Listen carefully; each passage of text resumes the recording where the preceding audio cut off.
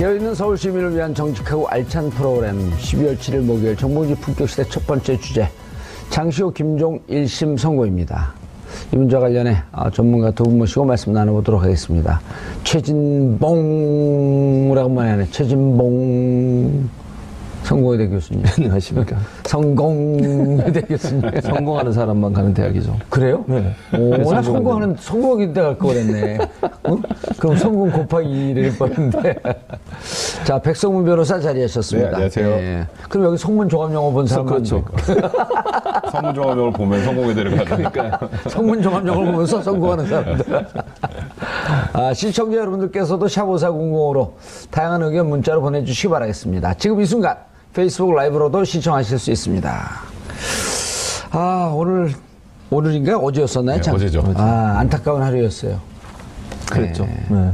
그래서 사실 이제 좀 안타까움이 있어요. 무슨 말이냐면, 물론 이제 범죄 행위로만 보면 장시호 씨가 고약하죠. 네. 받은 형량이 그렇게 높다라고 볼 수는 없지만, 이제 우려되는 건 이런 거죠. 검찰이 일정 부분 피의자로 소환된 피고나 피의자가 와서 내부 고발이라고 할 수 있는 거 아니겠습니까? 범죄 실체에 대해서 얘기해주고 또 다른 사람의 범죄 행위까지도 증거를 제출하면서 도와주는 역할을 했는데, 우리가 소위 이제 플리바게닝이라고 하는데, 우리 법에는 그게 플리바게닝이라는 개념이 없기 때문에 사실은 법관이 판단을 내린 것 자체는 문제가 없다고 봅니다, 저는. 그러나 이제 앞으로 피의자들이 그런 상황에서 그럼 과연 검찰을 적극적으로 도울 거냐 하는 우려가 좀 있다는 거죠. 그러니까 재판부 입장에서야 검찰의 입장을 충분히 고려하지 않고 법에 의해서 형량을 정했다고 한다면 할 말은 없지만, 그럼에도 불구하고 앞으로 이제 농단 관련한 검찰 조사를 할 때 검찰에서 이런 형태로 예를 들면 플리바게닝 형식의 어떤 형태의 도움을 줬을 때 이익을 줄 수 있는 뭔가 좀 감형을 해줄 수 있는 그런 키가 있으면, 카드가 있으면 아무래도 조사가 좀 더 잘 이루어질 가능성이 있는데,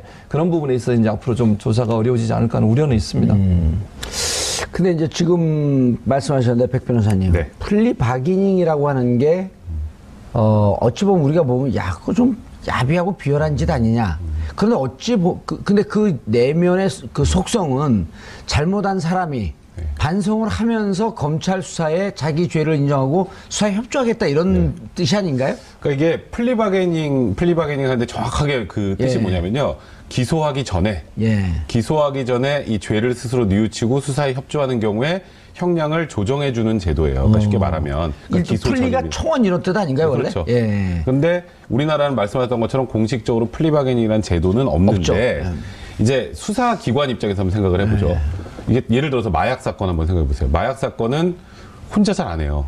일단 마약은 내가 마약을 투약을 하려면 나한테 판 사람도 있어야 되고 유통망도 있어야 되고, 보통 혼자 안 나니까 같이 하는 사람들, 같이 하는 패거리들이 있단 말이에요. 근데 한 명을 잡았어요.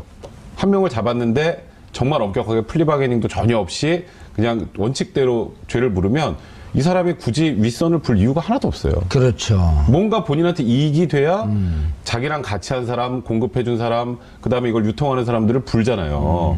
이제 그래서 수사의 편의상 우리나라도 일정 부분에 한해서는 플리바게닝을 도입해야 되는 게 아니냐는 얘기가 많이 있었어요. 왜냐하면 이론적으로 보면 죄를 진 사람 그에 합당한 처벌하는 건 맞는데, 그렇게 해서 한 명을 처벌하는 것보다는 많은 사람들을 처벌할 수 있게 사회를 정화하는 데 도움이 된다면 긍정적인 역할을 감안해서 일정 범죄는 도입할 필요가 있다는 얘기가 나왔는데, 이번 사건 같은 경우에는요, 사실 아까 말씀하셨던 것처럼 1년 6개월을 구형했다라는 건, 그러니까 쉽게 말해서 특검에서 풀어주세요. 그 의미예요, 그냥 말 그대로. 원래 구형을 무척 낮춘 거죠, 지금? 그러니까 이게 원래 사실 장시호 씨 혐의는 뭐예요, 혐의가 이제 삼성이나 JK 등 압박해서 한 후원금 18억 원 정도 받아낸 거, 국고보조금 7억 횡령하고, 또 영재센터 자금 3억 횡령한 거. 대충 사이즈 나오지 않습니까? 이 정도면 10억 횡령 최소 구형이 5년에서 7년 정도는 되는 게 맞아요. 그런데 일단 특검 입장에서는 어쨌건 여러 가지로 수사에 협조를 했고 국정농단 실체를 밝히는 데 도움을 줬으니까 재판부에 그냥 집행유예 해주세요. 왜냐하면 구속기간도 연장 안 했잖아요. 다 지금 들어가 있는데 장시호 씨는 안 했잖아요. 이제 그런 시그널을 줬으나 재판부는 그래도 안 돼, 이렇게 판단한 겁니다. 그렇죠. 재판부도 이러한 그 횡령죄에 대한 판례가 있을 거 아니에요. 그렇죠. 판례를 깨면서까지 검찰이 물론 수사 열심히 했고 수사협조에서 국정농단의 실체를 밝혀내는 데는 긍정적인 역할을 했지만, 재판부는 재판부대로 지켜야 할 또 마지노선이 있는 거니까. 그러니까 재판부는 그 수사에 협조했다라는 것 때문에 2년 6개월만 선고했다. 약간 이런 취지예요. 그러니까 그게 검찰하고 온도차가 있는 거예요. 원래는 이거보다 훨씬 중형을 선고해야 되는데 지금 말씀하셨던 것처럼 수사에도 협조하고 자백하고 했던 여러 가지 양형 요소를 감안해서 2년 6개월을 선고한 거니까 검찰과 재판부가 바라보는 온도차가 분명히 있었던 거고요. 사실 재판부 입장에서도 고민을 좀 했을 거예요. 검찰이 구형한 거 사실 쉽게 말해서 올려친다 그러잖아요. 올려치는 경우가 그렇게 흔하진 않습니다. 저희는 특검이 이렇게까지 시그널을 보냈으면 그래도 재판부 알았어 하고 들어줄 거라고 생각했으나 말씀하셨던 것처럼 재판부에서 제일 중요했던 게 이거예요. 장시호 씨가 법정에서 이런 얘기하거든요. 이 지금 3억 횡령하고 국고보증 7억 횡령한 거 최순실에게 준 게 아니에요. 이거 장시호 씨가 꿀꺽한 거란 말이에요. 그러니까 토에 내야 되잖아요. 그건 나중에 이제 뭐 또 다른 문제들이 있겠지만 그렇게 본인이 다 이득을 취한 것을 고려할 때 가장 이익을 많이 본 사람 중에 하나를 집행유예로 풀어준다? 그거는 재판부가 받아들이기 어렵다 이런 판단을 한 겁니다. 만약에 사정변경 즉 3억 7억 한 거 그 횡령했는데 무척 깊게 뉘우칩니다. 그리고 그 횡령한 돈이 어쨌든 3억은 국고죠. 영재센터 자금 3억. 그럼 총 뭐 10억이 어바웃 다 국고네요. 네, 그렇죠. 그러면 이 부분에 대해서 내가 국고이기 때문에 다시 그 회사 영재센터에 환수하겠다. 그리고 실질적으로 환수했다면? 그거는 수사기관에서 그랬다면 그게 고려가 되지만 이건 1심 선고가 나서 법정 구속이 된 거기 때문에 법정 구속됐는데 이거 갚는다고 해서 보석으로 풀어주진 않습니다. 2심에서 영향. 2심에서 그럼 영향이 있을 수 있죠. 당연히. 이제 그런 부분도 고려가 돼야 될 겁니다. 예측 1년 6개월 구형했을 때 예측 못 하셨잖아요. 다 대부분 집행유예로 예측을. 그랬었죠. 1년 6개월 정도 되면 대부분 이제 구형하는 것보다 좀 낮게 판결을 내리지 않습니까? 그렇게 되면 보통 한 3분의 2나 반. 그렇죠. 그 정도 내기 때문에 다 집행유예가 나올 거라 생각을 했죠. 장시호 씨도 사실 근데 어제 뭐 이렇게 출두하는 모습을 보면 본인도 집에 돌아갈 걸 생각하고 아마 출두한 게 아닌가 하는 생각이 들 정도로 뭐 옷차림이나 이런 것들을 보면 그리고 또 본인이 그렇게 얘기했지 않습니까? 머리가 하얘졌다. 판결을 받는 순간 그만큼 충격을 받았다는 거 아니겠습니까? 애 데리러 가야 되는데. 그렇죠. 또 뭐 마지막 증언할 때도 진술할 때 그런 얘기 했잖아요. 자, 얘가 지금 기다리고 있어 데리러 가야 되는데 나를 좀 구속만은 면하게 해달라. 이 얘기는 결국 아이한테도 내가 데리러 가겠다고 약속해놓고 왔다는 거 아니겠어요? 그렇다고 하면 결국 장시호 씨는 법정 구속이 될 거라고 상상도 못하고 왔을 가능성이 높아요. 검찰도 아마 그 정도까지 생각을 안 했을 거고요. 왜냐면 장시호 씨가 워낙 많은 이제 도움을 줬기 때문에 뭐 그런 점에서 검찰 입장에서는 가능한 한 불구속 상태의 재판을 받을 수 있도록 하려고 하는 의도를 갖고 있었던 것이고 장시호 씨 입장에서도 검찰과의 어떤 그 교감이나 이런 걸로 봤을 때 본인이 설마 법정 구속이 될 거라고는 생각도 못 했을 겁니다. 그래서 아마 그런 점에서 장시호 씨 입장에는 충격을 많이 받지 않았나 하는 생각이 듭니다. 보통은 이제 실형을 선고하면 거의 90% 이상은 1심에서 그 당시에 이제 자리에서 그 법정 구속을 하는데 아시겠지만 가끔 실형을 선고하면서도 법정 구속을 하지 않는 경우가 있어요. 그러니까 장시호 씨는 2년 6개월이 놀란 게 아니라 법정 구속이 훨씬 놀란 거죠. 그러니까 2년 6개월도 사실 집행유예가 붙을 수 있는 형이잖아요. 그렇죠. 3년 미만이니까. 그렇죠. 그러니까 항소심에서 또 어떻게든 뒤집을 수 있으니 여기서 법정 구속만 피하면 된다라고 생각을 했으나 재판부가 굉장히 단호했던 것 같고 좀 눈여겨볼 거는 이 재판부가 형사 22부입니다. 김세현 부장인데요. 김세현 부장이 맡고 있는 재판이 현재 박근혜 최순실 재판이에요. 그 재판의 재판부가 이런 판단을 했다라는 건 이 재판부가 사실 굉장히 피고인에게 잘해주는 재판부입니다. 그 의미가 뭐냐면 피고인이 원하는 거 다 들어주고 해달라는 것 뭐 증거 신청하면 다 들어주고 다 받아주는데 선고할 때는 굉장히 엄격하게 한다고 좀 유명한 재판부예요. 그리고 굉장히 재판을 잘하는 걸로 알려져 있고 그렇죠. 그러면 이번에 장시호의 1심 선고를 딱 보면 이거는 엄벌주의입니다. 그러니까 말 그대로 국정농단은 도저히 우리 국민들이 받아들일 수 없는 수준의 범죄다라고 판단을 하고 있는 거예요. 이번에 장시호 씨 판결문에 보면 최순실, 박근혜와 공모하여라는 거 많이 나와요. 그러면 아주 간단하게 이 같은 재판부가 22 재판, 이 판결을 하면서 박근혜 최순실 판결할 때 이거 인용 안 하겠어요? 똑같이 인용하는 거예요, 이거는. 그러니까 이거는 박근혜 최순실 이제 그 두 피고인에게도 엄청나게 충격적인 어제 결과인 거예요. 그러니까 쉽게 말해서 장시호 씨 혼자 충격을 받을 게 아니라 지금 나비 효과로 이 두 명도 굉장히 충격을 받을 수밖에 없는 어제 선거 결과로 봐야 될 것 같습니다. 아니 장시호 씨 부분에 대해서는 우리가 이제 온정주의로 가면 안 되지만 좀 안타깝긴 했었는데 박근혜 최순실 두 재판에 아주 그 엄벌주의적 영향을 미칠 것이다. 이렇게 하니까 조금 마음이 위안이 되네요. 그러니까 김세윤 부장판사가 김세연. 김세연. 김세현. 헷갈리네요. 갑자기 이름이. 연이나 어쨌든 연이나, 끝자리는 알아봐 주시고요. 어쨌든 그 김 판사님이 별명이 있대요. 별명 유치원 교사. 오. 특이하지 않습니까? 근데 장시호 그 유치원 애들을 나가야 되는데. 백 변호사 아까 얘기했지만 유치원 교사라는 말은 뭐냐면 재판 진행 과정에서 너무너무 너그러운 거예요. 진행 과정에 있어서는 뭐 증언했죠, 뭐 증거 채택해 달라면 채택해주고 증인 채택해 달라면 채택해주고 다 하는 거죠. 그러니까 충분히 피고인이 자기가 할 수 있는 모든 걸 할 수 있는 가능한 한 다 들어주는 거예요. 지금 보세요, 박근혜 전 대통령 재판이나 최순실 재판에서도 그들이 요구하는 거 거의 다 들어줬습니다. 예. 증인 막 재판을 지연시키려고 증인 막 증가시키고 막 이랬을 때도 다 들어줬잖아요. 그런데 이분이 갖고 있는 특성이 뭐냐면 판결에서는 엄격하다는 거예요. 김세윤이네요. 김세윤 맞죠? 김세윤 판사가 판결에서만은 아주 엄격하다고 소문이 나 있어요. 유치원 교사. 네, 그러니까 유치원 교사란 말은 이미지가 그만큼 유치원 교사는 아이들 말을 잘 들어주는 사람이잖아요. 그러나 아이들이 잘못하면 단호하게 처벌하는 거죠. 왜냐하면 여기서 잘못한 걸 용인하면 아이가 사회에 나갔을 때 그렇죠. 성인이 됐을 때 계속 똑같은 짓을 저지르니까. 그래서 김세윤 판사는 재판 과정에서는 정말 너그럽고 인자한 모습을 보이지만 마지막 판결에 있어서는 엄하게 법에 근거해서 판결을 하기 때문에 저도 백선민 변호사 말씀처럼 박근혜, 최순실 두 사람에 대해서 엄한 판결을 할 거라고 저는 생각을 합니다. 느닷없이 궁금한 게 생겼어요. 유치원 교사라고 하는 이 별명은 확인된 건가요? 기사에서 읽었는데요. 아, 기사에서 읽었어요? 그럼 맞죠. 그러니까. 물어보시니까 제가 직접 알아보겠다는 것처럼 그렇게. 아니, 누군가 주위에 있는 사람이 또 이게 얘기할 수 있죠. 긍정적인 의미고 의미 있는, 그리고 재판을 잘한다는, 그리고, 주위 환경에 영향을 받지 않는 판사로도 저도 알고 있거든요. 맞습니다. 근데 유치원 교사를 월급 올려줘야 되는데. 그러니까 이게 아주 간단하게요. 박근혜 최순실의 재판을 진행하는 지금 우리나라 판사라면 당연히 법원에서 최고니까 하는 거예요. 에이스들이니까. 아니, 세기의 재판인데 이거를 그러면 재판할 때 평판 안 좋은 판사한테 맡깁니까? 그러니까 현재 우리나라에서 가장 재판을 잘한다라고 알려져 있는 분이 김세윤 부장이고요. 말씀하셨던 것처럼 그 유치원 교사라는 별명이 붙은 이유가 뭐냐면, 그러니까 피고인이 납득할 만하게 판단한다는 거예요. 그러니까 말 그대로 방어권 행사하는 거 할 수 있게 다 들어주고, 그래 어떤 주장을 하는지 다 들어보고, 그러니까 하나도 말을 끊질 않아요. 김세윤 부장은. 그래서 피고인들이 재판을 하고 나면 굉장히 좀 속이 시원하다 그래야 되나?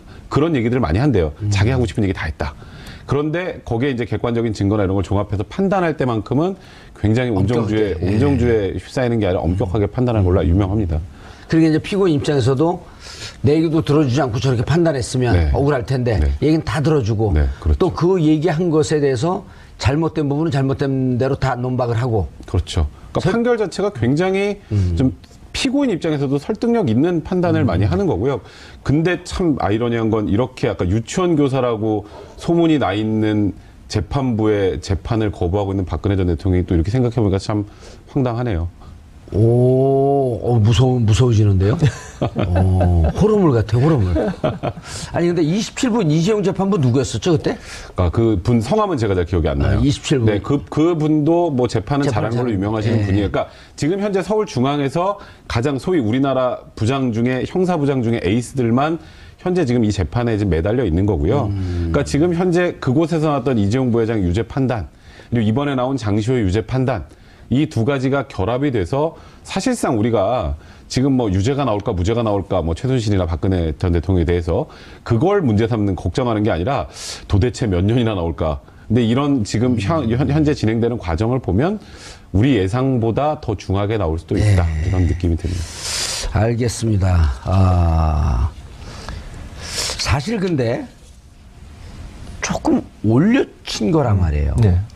올려친 거는 처음에 검찰의 구형에 나섰다라고 이렇게 메시지를 준 거 아닌가요? 그렇죠. 그런 의미라고 볼 수 있죠. 근데 사실은 법원도 판결문에 보면 많이 도와준 걸 인정한 부분이 있어요, 분명히. 그러니까 수사에 도움을 줬고 법원에서도 많은 증언들을 해준 것에 대해서 일정 부분 감형 요소가 있다라고 하는 부분을 얘기했고 그 말은 결국 뭐냐면 재판부 입장에서 이보다 더 2년 6개월보다 더 많은 형을 사실은 판단하는 게 맞는데 그럼에도 불구하고 줄여줬다는 의미 아니겠습니까?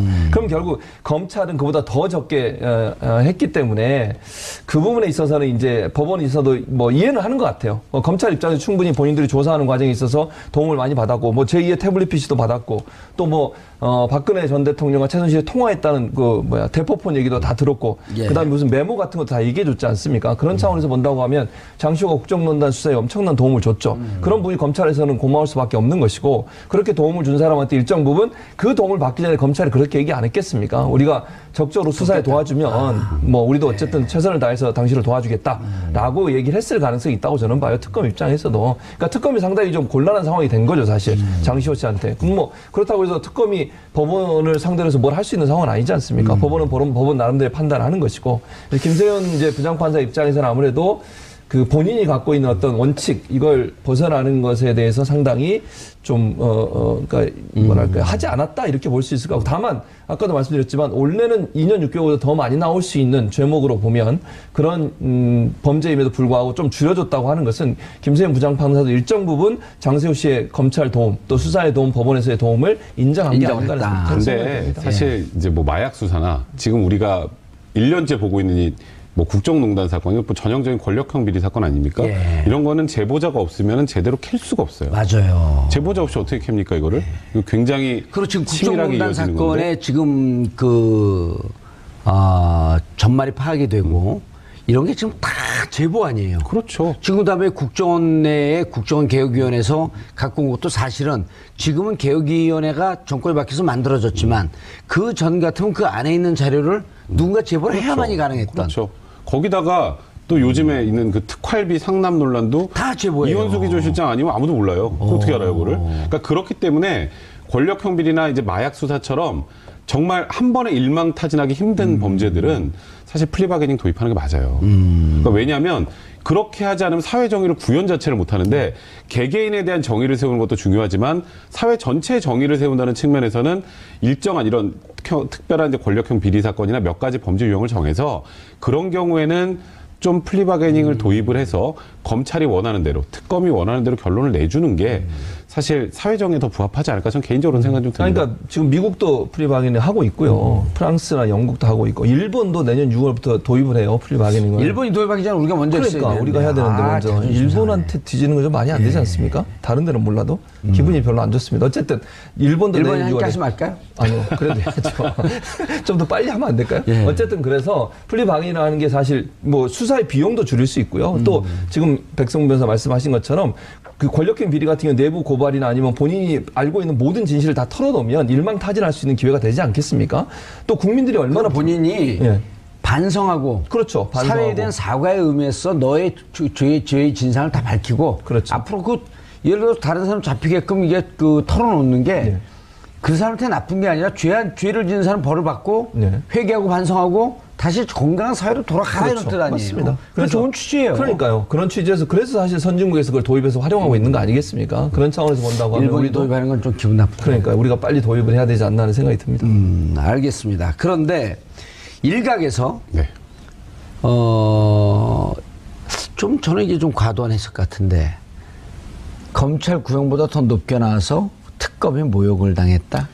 뭐 정청래 전 의원이 그런 얘기를 하신 것 같은데. 그래요? 나 어디서 많이 이름을 본 사람인데 네, 누군가 많이 본 사람이죠. 많이 본 분이잖아요. 근데 이게 율사가 이랬으면 좀 실려가는데 또 여기서 그랬다니까. 사실 저는 플리바게닝을 도입하지 말자의 논의로 여기에서 진행을 하는 건 맞지만 이렇게 법원의 판단을 가지고 뭐 특검을 욕보였다라는 취지 정도. 그러니까 이게 가만 들어보면 결국 특검 수사를 법원이 요즘에 계속 방해하네? 이런 내용이잖아요.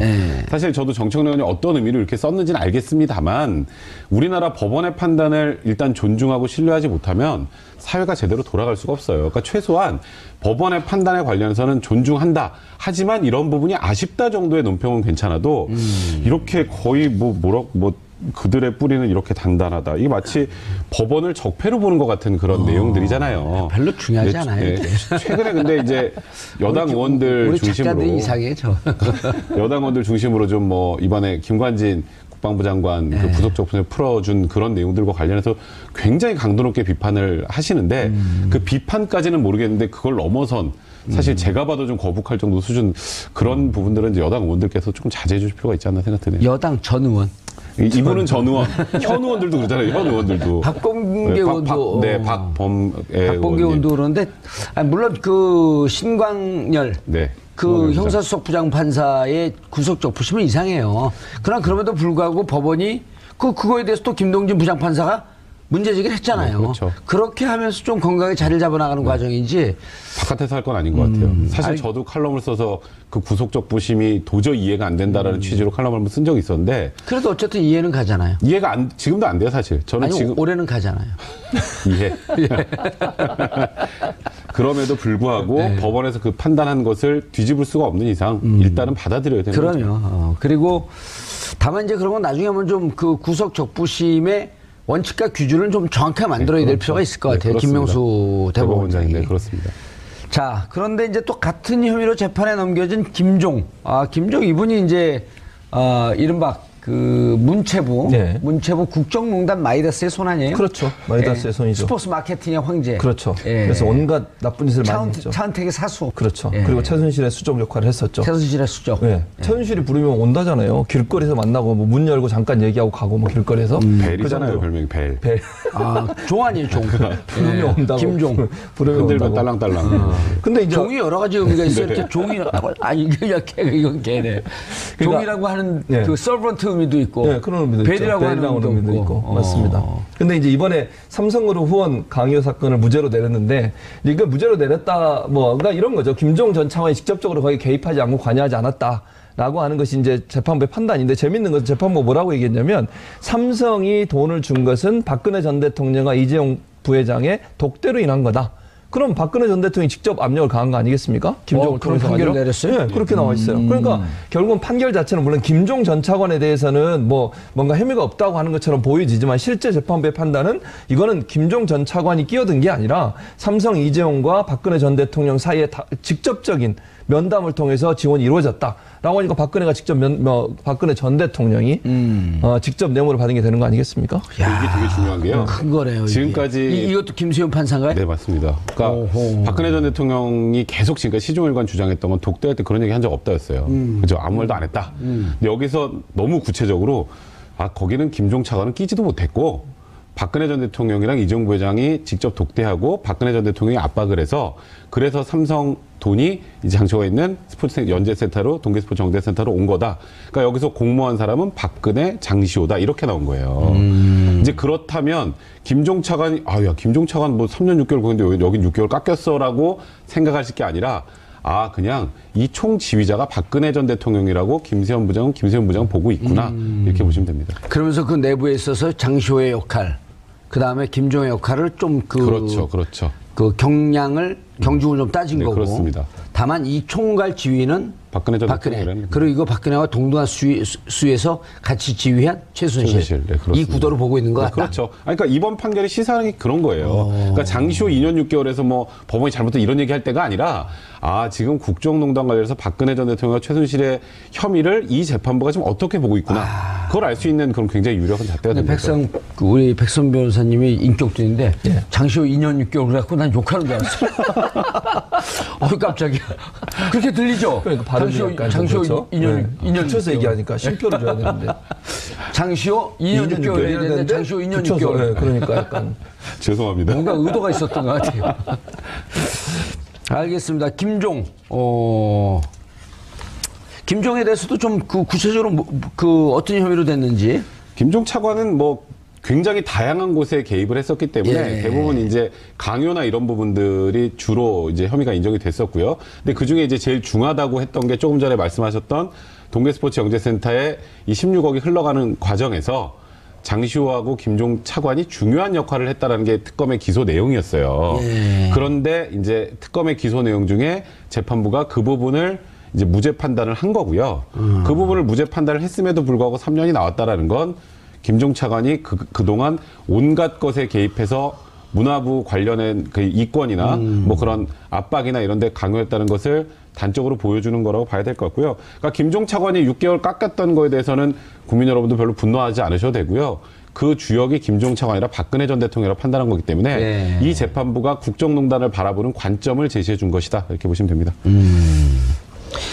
법원은 그러면서 또 김 전 차관이 법정에서 용서를 구했고 수사에 협조한 점을 양형이 참작했다.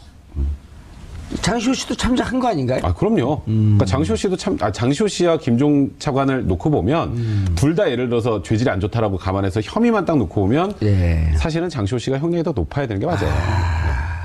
왜냐하면 장시호 씨 입장에서는 그 개인이 돈을 좀 착복한 부분이 있지 않습니까? 예. 그러니까 최순실의 어떤 명성이라고 얘기할 수는 없죠. 어떤 권력을 등에 업고서 박근혜와 최순실 사이의 어떤 관계를 이용해서 본인이 돈을 챙겼다고 하는 부분 때문에 법원이 그렇게 판단한 거 아니겠습니까?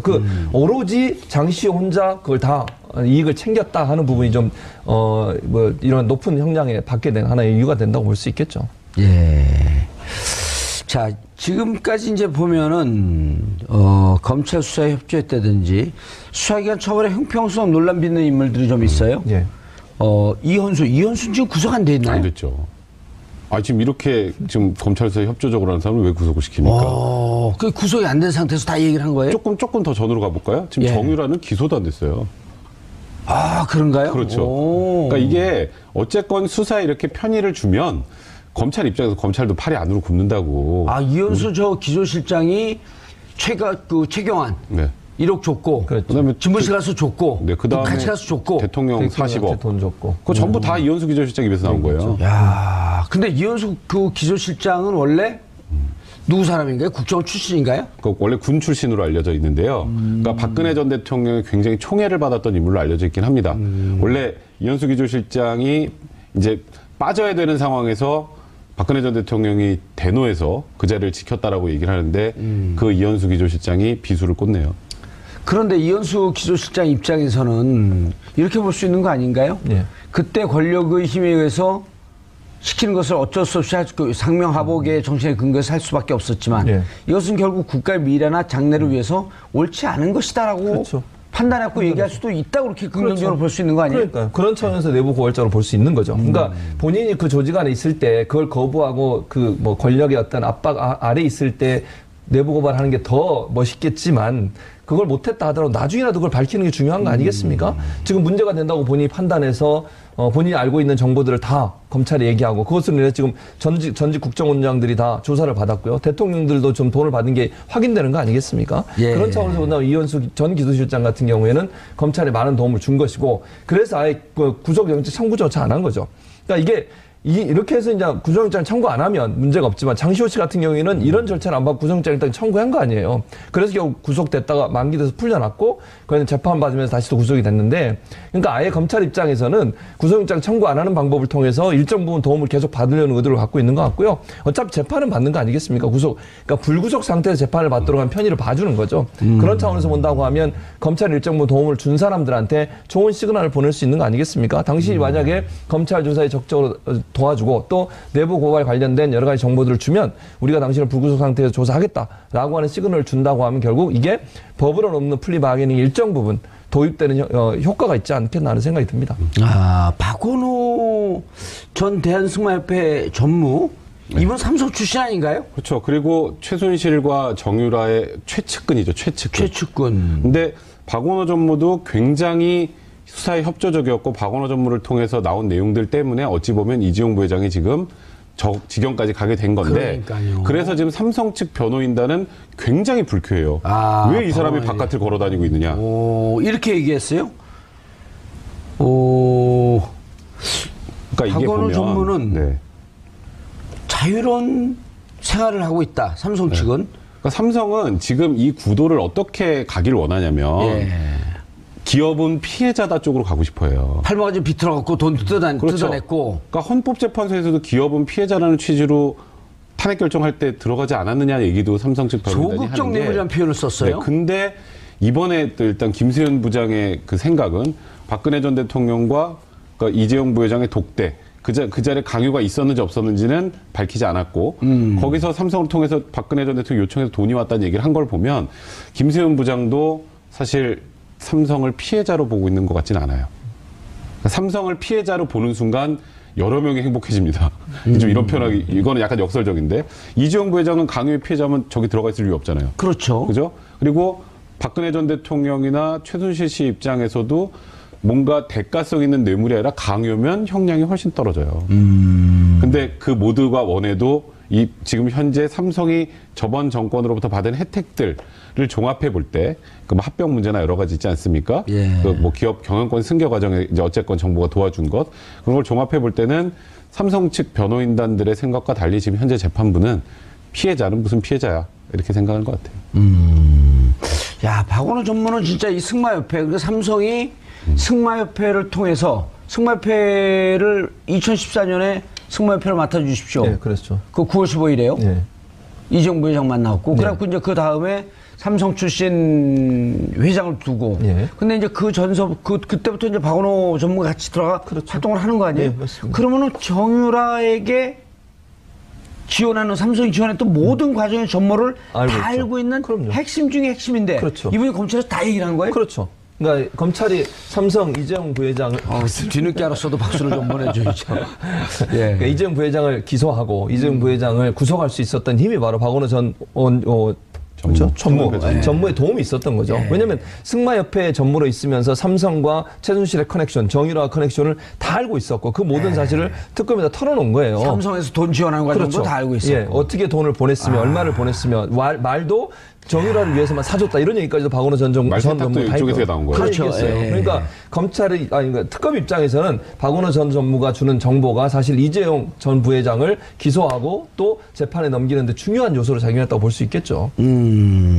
그런데 이 문제 제기를 하면서 삼성 측은 장시호, 김종 전 차관의 선고에도 신경을 이제 바짝 곤두세울 수밖에 없는 거 아니에요? 그렇죠. 그래서 여기서 이제 공모라고 하는 과정이 이미 판결문에 나오고 있다는 거 아니에요? 그렇죠. 그러니까 지금 이번 사실 장시호의 2년 6개월 실형 때문에 다른 게 다 묻혔을 뿐이지 이게 더 의미가 중요한 건 그러네요. 장시호가 법정 구속이 됐다, 뭐 검찰이 얘기한 거를 법원이 들어오지 않았다. 이거는 지금 완전 사실 이 사안에서 아주 곁다리에 불과한 거고요. 판결문 유심히 보면 지금 이 국정농단을 형사 22부에서 어떻게 바라보는지를 단적으로 알려주는 거예요. 그래서 지금 삼성 측도 이게 뭔가 삼성과 관련된 부분이 나온 거기 때문에 불신이 봤는데 보니까 박 전 대통령과 이재용 부회장의 독대 과정에서 나온 얘기다라는 얘기가 판결문에 들어가 있잖아요.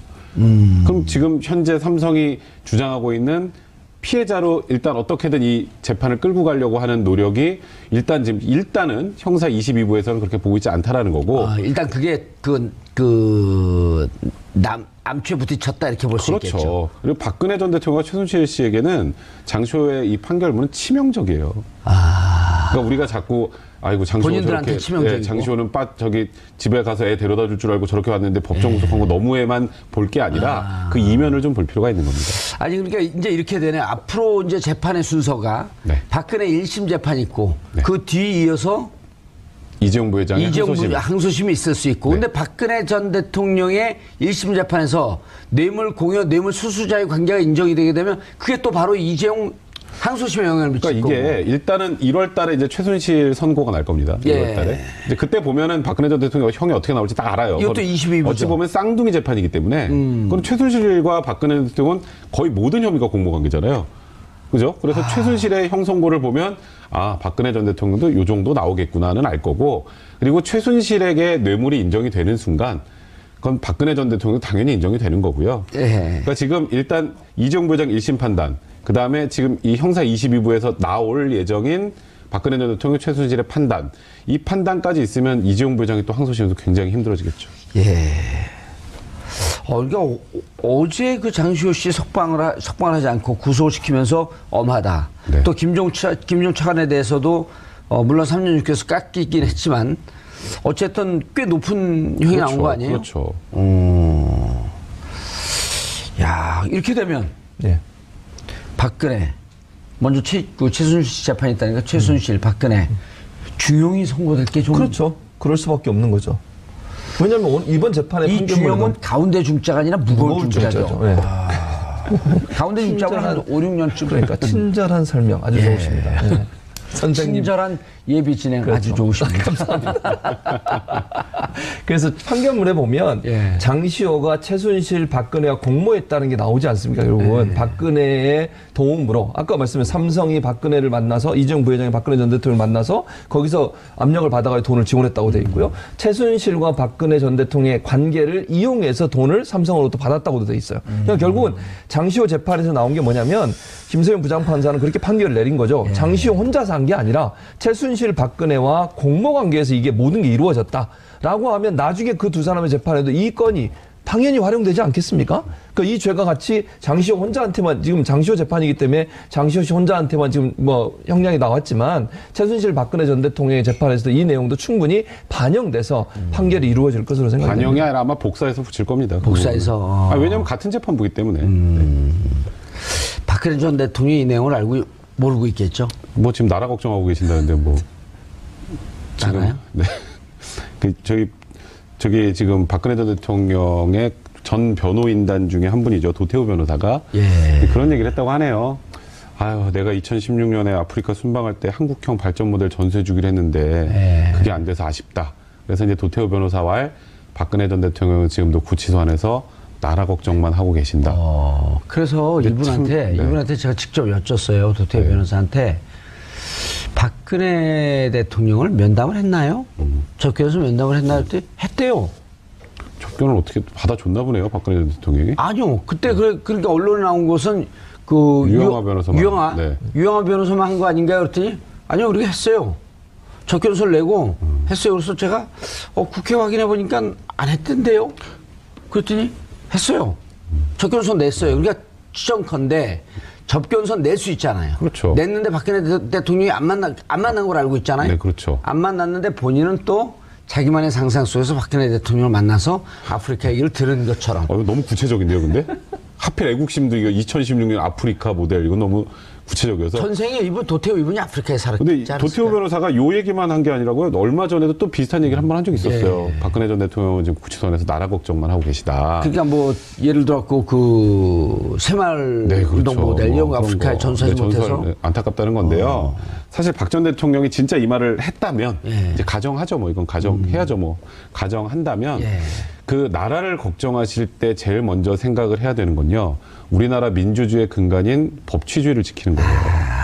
나라 걱정하기에 앞서서 재판에 출석을 하는 게 진짜 나라를 걱정하는 거예요. 지금 어쨌건 본인이 집권했던 시절에 거의 지금 관련자들 다 구속돼서 지금 감옥 가 있는 상황에 지금 나라 걱정을 한다는 건 굉장히 위화감 있지 않나요? 이게 이상하게 들리지 않나요?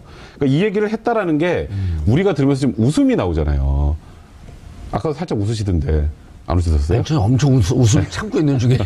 그러니까 이게 우리가 웃음이 나올 정도라면 이게 지금 얼마나 황당한 상황인지 얘기죠. 단적으로 알 수 있는 겁니다. 근데 뭐 나라 걱정보다 제가 볼 때 아프리카 나라를 걱정하는 거죠. 이디오피아예요, 이 나라가. 이디오피아에 가서 2016년에 2014년에 갔었죠. 아프리카 순방 가서 뭐라고 얘기했냐면 코리안 에이드라고 하는 우리나라의 발전 모델을 아프리카에 이식을 시켜주겠다. 그러면서 푸드 트럭이나 이런 거 있잖아요. 또 뭐 의료시설 이런 부분들을 지어주고 이런 일을 하겠다고 약속을 했거든요. 그게 지금 못하게 돼서 안타깝다는 거예요. 그러니까 이거 이디오피아에 도움을 주고 싶었는데 그걸 제대로 못해서 안타깝다. 이런 얘기인데 지금 백성원 변호사 말씀하셨듯이 그 남의 나라 걱정할 때가 아니고 우리나라 걱정을 해야 돼요. 박근혜 전 대통령이 저렇게 죄가 없다 그러고 재판도 보이콧하고 사법부를 완전히 무시하는 저런 행동을 하는 것이 과연 국민의 한 사람 없어. 이제 국민으로 돌아갔잖아요. 대통령 하다가. 그랬으면 국민의 한 사람 없어서 해야 되는 신성한 어떤 의무인데 그 자체를 좀 거부하고 있는 거 아니겠습니까?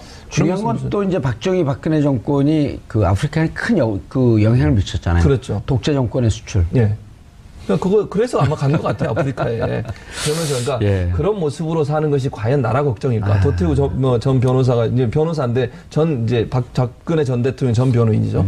그런 얘기를 사임했으니까 그런 얘기를 하는 게 무슨 도움이 되겠어요? 전 지지자한테 보낸 메시지 같아요. 그럴 수 있죠, 맞아요. 알겠습니다. 두 분 장시호, 김종 전 차관에 대한 판결 말씀 감사합니다. 인사하시고요. 정봉주 품격 시대에서는 여러분의 소중한 의견 받습니다. 샵 5400으로 주제에 맞는 다양한 의견.